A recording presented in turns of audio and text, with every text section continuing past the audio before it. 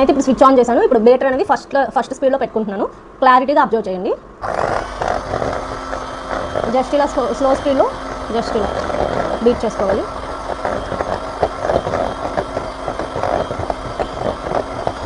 లేదంటే మీరు బిగినర్స్ అయితే స్టాప్ వాచ్ ఉంటుంది కదా, టైమర్ కూడా సెట్ చేసుకోండి. చూడండి మెల్లమెల్లగా క్రీమ్ అనేది థిక్ అవుతుంది, బీట్ అవుతుంది. ఇప్పుడు ఆఫ్ చేసుకోవాలి. ఎందుకంటే చూడండి ఇప్పుడు మనం క్రీమ్ బీట్ చేస్తున్నప్పుడు ఈ సైడ్స్ అలా వచ్చింది కదా చిన్న చిన్న డ్రాప్స్లా, దాన్ని కూడా మనం క్లియర్ చేసుకొని అప్పుడు ఇప్పుడైతే ఈ స్పాచులా తీసుకొని సైడ్స్ ఉంది కదా, ఈ సైడ్స్ని ఇలా క్లీన్ చేసుకోవాలి. క్లీన్ చేసుకొని జస్ట్ ఇలా విప్పింగ్ క్రీమ్ని ఇంకొకసారి మిక్స్ చేసుకోండి. ఇలా కట్ అండ్ ఫోల్డ్ మెథడ్లో మిక్స్ చేసుకోండి. మిక్స్ చేసుకున్న తర్వాత జస్ట్ ఇలా ఈ స్పాచులా క్లీన్ చేసేసుకోండి.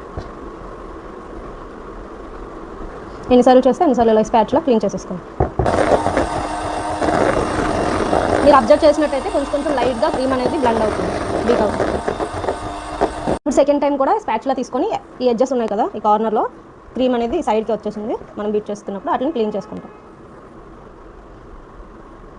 మళ్ళీ జస్ట్ ఇలా వన్ టైం క్రీమ్ మొత్తం కట్ అండ్ ఫోల్డ్ మెథడ్లో మనం మిక్స్ చేసుకుంటాం. ఓకేనా, క్రీమ్ అంతా ఒకే ప్లేస్లో ఉండేటట్టు చూసుకుంటాం. ఇప్పుడు కొంచెం సెకండ్ స్పీడ్లో మనం బీటర్ సెట్ చేసుకుంటాం. మీరు అబ్జర్వ్ చేస్తున్నారా, అలా మనకి క్రీమ్ వాల్యూమ్ అనేది స్టెప్ బై స్టెప్ అలా పెరుగుతుంది.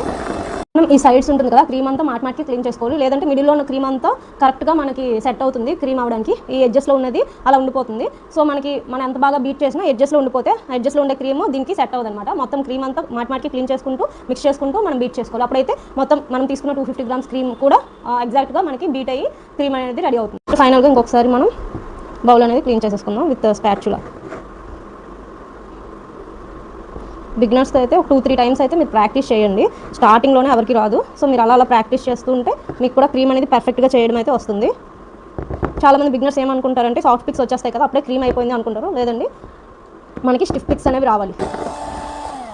ఓకే, ఇప్పుడైతే మనం చూద్దాం. ఇప్పుడైతే సాఫ్ట్ పిక్స్ వచ్చింది. జస్ట్ మనం క్రీమ్ ఇలా టెస్ట్ చేసేటప్పుడు ఆ లాస్ట్కి ఎడ్జ్ ఉంటుంది కదా కోన్ షేప్లో, అది అనేది కింద పడకూడదు అనమాట. అది కింద పడితే సాఫ్ట్ పిక్స్ అన్నట్టు. ఇప్పుడు మనకి క్రీమ్ బాగా సెట్ అయింది, బీట్ అయిందని తెలుసుకుంటే జస్ట్ మనం ఇలా అంటే అది స్ట్రైట్గా ఉండిపోవాలన్నమాట. ఇలా కిందకు మళ్ళీ రాకూడదు.